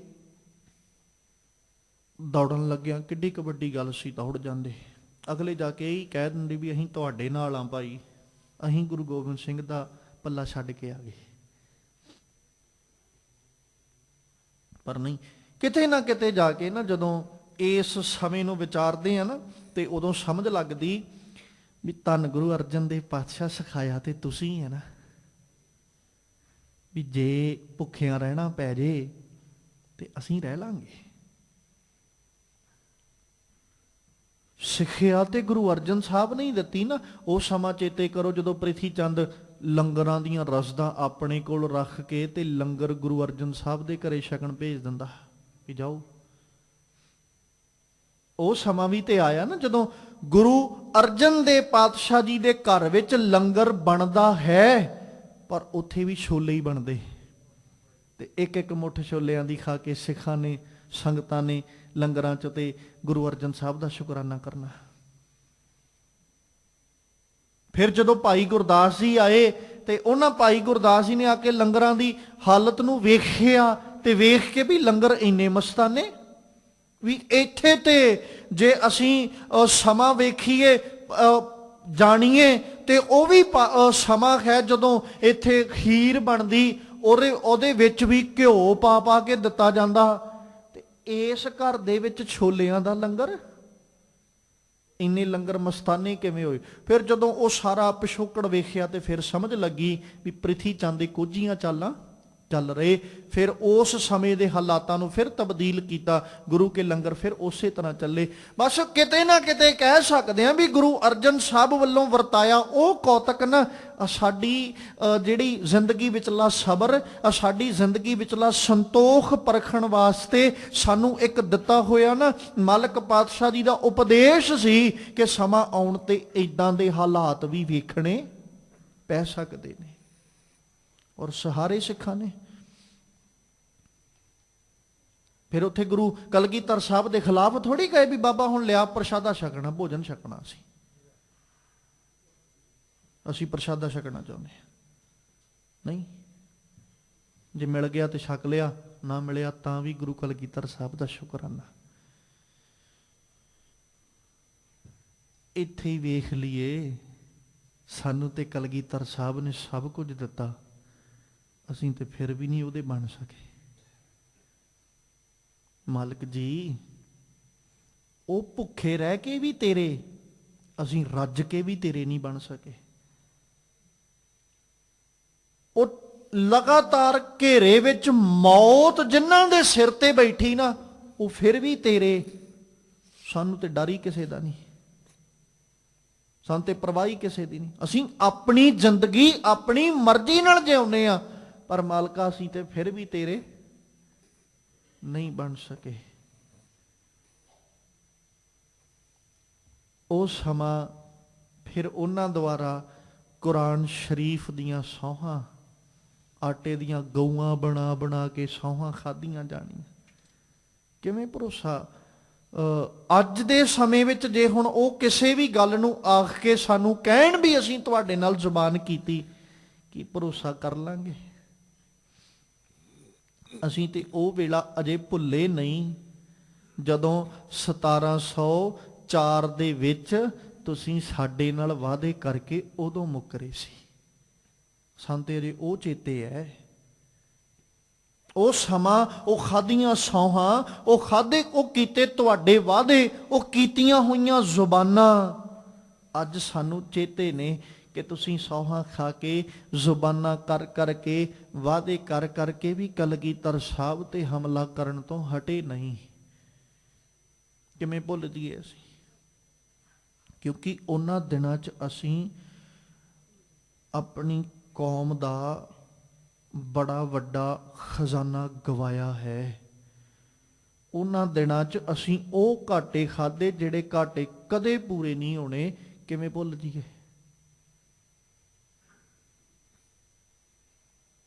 ਕਿਤੇ ਮੁੜ ਕੇ ਗੁਰੂ ਕਲਗੀਧਰ ਸਾਹਿਬ ਨੂੰ ਅਜੀਤ ਸਿੰਘ ਤੇ ਜੁਝਾਰ ਸਿੰਘ ਨੇ ਥੋੜੀ ਲੱਭਣਾ ਸੀ। ਮੁੜ ਕੇ ਗੁਰੂ ਕਲਗੀਧਰ ਸਾਹਿਬ ਨੂੰ ਜਾਂ ਮਾਤਾ ਸੁੰਦਰ ਕੌਰ ਜੀ ਨੂੰ, ਮਾਤਾ ਸਾਹਿਬ ਕੌਰ ਜੀ ਨੂੰ ਜ਼ੋਰਾਵਰ ਫਤਿਹ ਸਿੰਘ ਥੋੜੀ ਲੱਭਣੇ ਨੇ। ਜੇ ਉਸ ਸਮੇਂ ਦੀ ਗੱਲ ਕਰੀਏ, ਜਿੱਦਾਂ ਗੁਰੂ ਕਲਗੀਧਰ ਸਾਹਿਬ ਨੇ ਸਾਰੇ ਵਾਰ ਦਿੱਤੇ ਨੇ, ਤੇ ਕੀ ਉਹ ਮੁੜ ਕੇ ਥੋੜੀ ਉਦਾਂ ਦੇ ਲੱਭਣੇ ਸੀ? ਉਹ ਤੇ ਸਮਾਂ ਇੰਨਾ ਚੰਗਾ ਸੀ, ਸਿੱਖਾਂ ਦਾ ਜੀਵਨ ਇੰਨਾ ਚੰਗਾ, ਉੱਚਾ ਤੇ ਸੁੱਚਾ ਸੀ ਵੀ ਮਾਲਕ ਨੇ ਹੱਥ ਕਰਕੇ ਕਹਿ ਦਿੱਤਾ ਸੀ ਵੀ ਆ ਇਹਨਾਂ ਹਜ਼ਾਰਾਂ ਤੋਂ ਆਪਣੇ 4 ਵਾਰ ਤੇ ਕਿੱਡੀ ਕੁ ਗੱਲ ਹੈ। ਪਰ ਅੱਜ ਬਹਿ ਕੇ ਪੜਚੋਲ ਕਰੀਏ, ਕੀ ਗੁਰੂ ਕਲਗੀਧਰ ਸਾਹਿਬ ਅੱਜ ਹੱਥ ਕਰਕੇ ਫਕਰ ਨਾਲ ਕਹਿ ਸਕਦੇ ਨੇ ਵੀ ਇਹਨਾਂ ਤੋਂ 4 ਵਾਰੇ ਨੇ? ਅੱਜ ਸਾਡੀ ਕੌਮ ਦੀ ਨੁਹਾਰ ਵੇਖੀਏ ਤੇ ਸਹੀ ਕਿੱਦਾਂ ਦੀ ਹੈ? ਕੀ ਹੈ ਉਸੇ ਤਰ੍ਹਾਂ ਦੀ ਨੁਹਾਰ ਜਿੱਦਾਂ ਦੀ ਸੀ? ਇੱਕ ਵਿਸ਼ਾ ਬੜਾ ਚਿੰਤਾਜਨਕ ਹੈ। ਇਹਨੂੰ ਕੇਵਲ ਅਸੀਂ ਇਹ ਨਾ ਸਮਝੀਏ ਵੀ ਕੋਈ ਗੱਲ ਨਹੀਂ, ਫਿਰ ਕੀ ਹੈ, ਸਾਰਿਆਂ ਦੇ ਨਾਲ, ਸਾਰਿਆਂ ਦੇ ਨਾਲ ਨਹੀਂ। ਮੈਂ ਗੁਰੂ ਕਲਗੀਧਰ ਸਾਹਿਬ ਦਾ ਅਕਿਰਤ ਕਾਣਾ ਇਕੱਲਾ ਹੀ ਆਪਣੀ ਆਪਣੀ ਪੜਚੋਲ ਕਰਨੀ। ਬਾਪੂ ਹਜ਼ਾਰਾਂ ਵਿੱਚ ਬੈਠੇ ਆ, ਤੂੰ ਮੇਰੇ ਵੱਲ ਵੀ ਹੱਥ ਕਰਕੇ ਕਿਹਾ ਸੀ ਵੀ ਆਓ ਜਿਹੜਾ ਬੈਠਾ ਨਾ ਇਹਦੇ ਤੋਂ 4 ਵਾਰੇ। ਮੈਂ ਅਕਿਰਤ ਕਾਣਿਆ ਕਿਉਂਕਿ ਮੈਂ 4 ਵਰਗਾ ਨਹੀਂ ਬਣ ਸਕਿਆ। ਮੇਰੇ ਚੋਂ ਤੈਨੂੰ ਅਜੀਤ ਸਿੰਘ ਦਿਸਿਆ ਨਹੀਂ, ਮੇਰੇ ਚੋਂ ਤੈਨੂੰ ਜ਼ੋਰਾਵਰ, ਮੇਰੇ ਚੋਂ ਤੈਨੂੰ ਜੁਝਾਰ ਸਿੰਘ ਨਹੀਂ ਦਿਸਿਆ। ਸਤਿਗੁਰੂ ਪਾਤਸ਼ਾਹ ਜੀ ਨੇ ਉਹਨਾਂ ਦੀਆਂ ਸੌਹਾਂ ਉੱਤੇ, ਕਸਮਾਂ ਉੱਤੇ ਵਿਸ਼ਵਾਸ ਕੀਤਾ, ਭਰੋਸਾ ਕੀਤਾ। ਹਾਲਾਂਕਿ ਸਤਿਗੁਰੂ ਹਾਲਾਤਾਂ ਔਰ ਸਮੇਂ ਨੂੰ ਜਾਣਦੇ ਵੀ ਨੇ ਵੀ ਕੀ ਬਣਨਾ, ਪਰ ਫਿਰ ਵੀ ਗੁਰੂ ਸਾਹਿਬ ਜੀ ਨੇ ਆਨੰਦਪੁਰ ਸਾਹਿਬ ਦਾ ਕਿਲਾ ਛੱਡਿਆ। ਉਦੋਂ ਪਹਿਲਾਂ ਬਕਾਇਦਾ ਪਰਖ ਕਰਕੇ ਵਿਖਾਈ। ਜਦੋਂ ਉਹਨਾਂ ਨੇ ਭਰੋਸਾ ਦਿਵਾਇਆ ਵੀ ਅਸੀਂ ਕੁਝ ਨਹੀਂ ਆਖਾਂਗੇ, ਕਿਸੇ ਪ੍ਰਕਾਰ ਵੀ ਤੁਹਾਡੇ ਤੇ ਹਮਲਾ ਨਹੀਂ ਕਰਾਂਗੇ, ਸਤਿਗੁਰੂ ਨੇ ਅੰਦਰੋਂ ਜਿਹੜੇ ਫਾਲਤੂ ਪਦਾਰਥ ਸਨ, ਜਿਵੇਂ ਮਰੇ ਹੋਏ ਘੋੜੇ ਜਾਂ ਟੁੱਟੀਆਂ ਹੋਈਆਂ ਜੁੱਤੀਆਂ ਜੋੜੇ, ਉਹਨਾਂ ਨੂੰ ਪੰਡਾਂ ਵਿੱਚ ਬੰਨ ਜਦੋਂ ਲੱਦ ਕੇ ਬਾਹਰ ਕੱਢਿਆ ਨਾ, ਉਹ ਸਾਰੇ ਹੱਲਾ ਕਰਕੇ ਪੈ ਗਏ ਵੀ ਖਜ਼ਾਨਾ ਕੱਢਣ ਲੱਗੇ ਗੁਰੂ ਸਾਹਿਬ। ਸਤਿਗੁਰੂ ਨੇ ਉੱਥੇ ਪਰਖ ਕਰਕੇ ਵੀ ਵਿਖਾਈ ਵੀ ਆਹੀ ਕੁਝ ਹੋਣਾ ਹੈ, ਜੇ ਆਪਾਂ ਵੀ ਕਿਲੇ ਚੋਂ ਨਿਕਲਦੇ ਆ ਤੇ ਆਹੀ ਕੁਝ ਹੋਣਾ। ਸਤਿਗੁਰੂ ਪਾਤਸ਼ਾਹ ਆਪ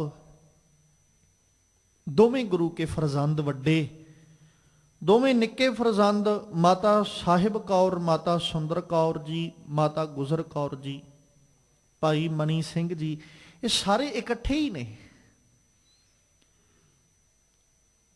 ਕਿਲਾ ਜਦੋਂ ਛੱਡਿਆ, ਛੱਡਣ ਤੋਂ ਪਹਿਲਾਂ ਜਿਹੜੀ ਆਪਸ ਵਿੱਚ ਵਿਚਾਰ ਸੀ ਵੀ ਆਪਾਂ ਦਿੱਲੀ ਦੀ ਧਰਤੀ ਤੇ ਇਕੱਠੇ ਹੋਣਾ, ਸਾਰਿਆਂ ਨੇ ਤਾਰਿਆਂ ਦੀ ਛਾਵੇ ਜਾਂ ਤਾਰਿਆਂ ਦੇ ਦਿਸ਼ਾ ਅਨੁਸਾਰੀ ਆਪਾਂ ਦਿੱਲੀ ਦੀ ਧਰਤੀ ਤੇ ਜਾਣਾ। ਸਾਰੇ ਹਾਲਾਂਕਿ ਵੱਖਰੇ ਵੱਖਰੇ ਹੋ ਗਏ ਉੱਥੋਂ, ਕਿਉਂਕਿ ਜਦੋਂ ਸਰਸਾ ਨਦੀ ਦੇ ਕਿਨਾਰੇ ਤੇ ਆਉਣਾ, ਸਰਸਾ ਨਦੀ ਤੱਕ ਤੇ ਪਰਿਵਾਰ ਇਕੱਠਾ ਹੀ ਹੈ ਨਾ, ਸਰਸਾ ਨਦੀ ਤੱਕ ਪਰਿਵਾਰ ਇਕੱਠਾ ਹੈ। ਸਰਸਾ ਨਦੀ ਤੇ ਪਹੁੰਚਦੇ ਆ, ਜਦੋਂ ਆ ਕੇ ਸਰਸਾ ਨਦੀ ਦਾ ਵਹਾਅ ਵੇਖਦੇ ਨੇ, ਉੱਥੇ ਰੁਕ ਜਾਣਾ, ਰੁਕ ਕੇ ਪਿੱਛੋਂ ਉਹ ਫਿਰ ਫੌਜ ਦਾ ਚੜ੍ਹ ਕੇ ਆ ਜਾਣਾ। ਬਸ ਉਹ ਇੰਨੇ ਕੁ ਸਮੇਂ ਵਿੱਚ ਹੀ ਖੇਡ ਵਰਤਦੀ ਸਾਰੀ। ਸਤਿਗੁਰੂ ਰੁਕੇ, ਅੰਮ੍ਰਿਤ ਵੇਲਾ ਸੰਭਾਲਿਆ, ਅੰਮ੍ਰਿਤ ਵੇਲੇ ਦੀ ਸੰਭਾਲ, ਉਧਰੋਂ ਭਾਈ ਉਦੈ ਸਿੰਘ, ਬਾਬਾ ਅਜੀਤ ਸਿੰਘ, ਇਹ ਸਾਰੇ ਸਰਸਾ ਦੇ ਕਿਨਾਰੇ ਤੇ ਵੀ ਜੰਗ ਕਰਦੇ। ਔਰ ਬਕਾਇਦਾ ਸਤਿਗੁਰੂ ਪਾਤਸ਼ਾਹ ਵੱਲੋਂ ਭਾਈ ਉਦੈ ਸਿੰਘ ਜੀ ਨੂੰ ਆਖ ਕੇ ਭੇਜਣਾ ਵੀ ਬਾਬਾ ਅਜੀਤ ਸਿੰਘ ਨੂੰ ਸਾਡੇ ਵੱਲ ਭੇਜੋ, ਕਿਉਂਕਿ ਅਜੇ ਇਹਨਾਂ ਤੋਂ ਕਾਰਜ ਬੜਾ ਵੱਡਾ ਲੈਣਾ। ਔਰ ਸਿੱਖਾਂ ਕੋਲ ਆ ਕੇ ਸਿੱਖਾਂ ਦੁਆਰਾ ਬਾਬਾ ਅਜੀਤ ਸਿੰਘ ਨੂੰ ਕਹਿ ਦੇਣਾ ਵੀ ਤੁਹਾਨੂੰ ਗੁਰੂ ਪਿਤਾ ਜੀ ਸੱਦ ਰਹੇ, ਔਰ ਆਪ ਉੱਥੇ ਜੂਝਣਾ। ਉਹਨਾਂ ਨੂੰ ਵੀ ਡਰ ਹੈ ਕਿਤੇ ਕੋਈ ਜੰਗ ਦੇ ਅੰਦਰ ਹਾਲਾਤ ਵੈਸੇ ਨਾ ਬਣ ਜਾਣ ਵੀ ਗੁਰੂ ਪੁੱਤਰ ਉੱਤੇ ਕੋਈ ਫੱਟ ਨਾ ਵੱਜੇ। ਕਿਉਂਕਿ ਜਦੋਂ ਸਾਹਿਬ ਜੀ ਦੀ ਪਰਵਰਿਸ਼ ਵੇਖਾਂਗੇ ਨਾ, ਤੇ ਮਾਲਕ ਨੇ ਬੜੇ ਪਿਆਰ ਔਰ ਪ੍ਰੇਮ ਨਾਲ ਪਾਲੇ ਲਾਲ ਆਪਣੇ। ਬਾਬਾ ਅਜੀਤ ਸਿੰਘ ਦਾ ਨਾਮ ਗੁਰੂ ਸਾਹਿਬ ਨੇ ਆਪ ਰੱਖਿਆ। ਜੰਗ ਜਿੱਤ ਕੇ ਆਏ, ਉਧਰੋਂ ਸਾਹਿਬਜ਼ਾਦੇ ਦੇ ਆਉਣ ਦੀ ਖਬਰ ਸੁਣਦੇ, ਤੇ ਫਿਰ ਜਾ ਕੇ ਸਤਿਗੁਰੂ ਅਜੀਤ ਸਿੰਘ ਨਾਮ ਰੱਖਦੇ। ਅਜੀਤ ਨਾਮ ਰੱਖਿਆ ਮਾਲਕ ਨੇ ਆਪ ਖੁਦ। ਕਿੰਨਾ ਲਾਡਲਾ ਹੋਣਗੇ ਬਾਬਾ ਅਜੀਤ ਸਿੰਘ ਜੀ। ਕਿਤੇ ਨਾ ਕਿਤੇ ਬਹਿ ਕੇ ਅਸੀਂ ਇਹਨਾਂ ਚੀਜ਼ਾਂ ਨੂੰ ਵੀ ਪੜਚੋਲਣਾ। ਸਤਿਗੁਰੂ ਜੀ ਨੇ ਸਰਸਾ ਦੇ ਕਿਨਾਰੇ ਉੱਤੇ ਦੀਵਾਨ ਸਜਿਆ, ਆਸਾ ਕੀ ਵਾਰ ਦਾ ਕੀਰਤਨ ਪਿਆ ਹੁੰਦਾ, ਉਧਰੋਂ ਜ਼ਾਲਮ ਫੌਜਾਂ ਵੱਲੋਂ ਹਮਲਾ ਕੀਤਾ ਜਾਂਦਾ। ਆਪਣੇ ਸਾਰੇ ਵਾਅਦੇ ਕਸਮਾਂ ਭੁੱਲ ਕੇ ਫਿਰ ਸਰਸਾ ਦੇ ਕਿਨਾਰੇ ਉੱਪਰ ਜਿਹੜੇ ਹਾਲਾਤ ਬਣਦੇ, ਪਰਿਵਾਰ ਦਾ ਖੇਰੂ ਖੇਰੂ ਹੋ ਜਾਣਾ।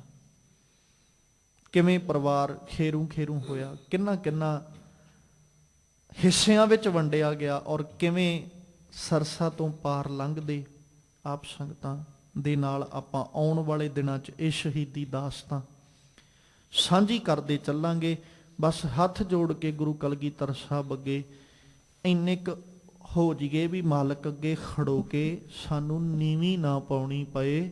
ਆਪਣੇ ਬਾਪੂ ਦੇ ਸਾਹਮਣੇ ਅਸੀਂ ਅੱਖਾਂ ਚੁੱਕ ਕੇ ਖੜੋ ਸਕੀਏ ਵੀ ਬਾਪੂ ਅਸੀਂ ਵੀ ਤੇਰੇ ਫਰਜ਼ਾਂਦੇ ਹਾਂ, ਸਾਡੇ ਵਿੱਚੋਂ ਕਿਤੇ ਤੈਨੂੰ ਅਜੀਤ ਸਿੰਘ ਦਿਸ ਪਏ, ਇੰਨੀ ਕੁ ਰਹਿਮਤ ਕਰ ਕਿਤੇ ਸਾਡੇ ਵਿੱਚੋਂ ਤੈਨੂੰ ਜੁਝਾਰ ਸਿੰਘ ਜ਼ੋਰਾਵਰ ਤੇ ਫਤਿਹ ਸਿੰਘ ਦਿਸ ਪਏ।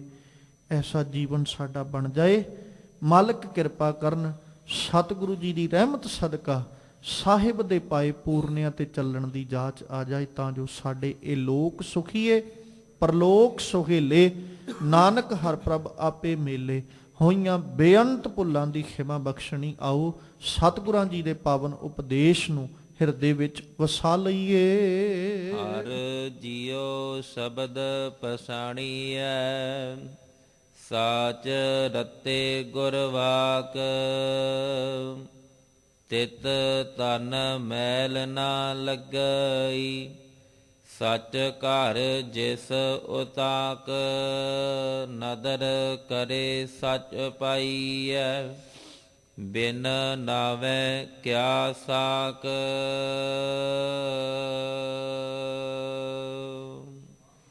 ਵਾਹਿਗੁਰੂ ਜੀ ਕਾ ਖਾਲਸਾ ਵਾਹਿਗੁਰੂ ਜੀ ਕੀ ਫਤਿਹ।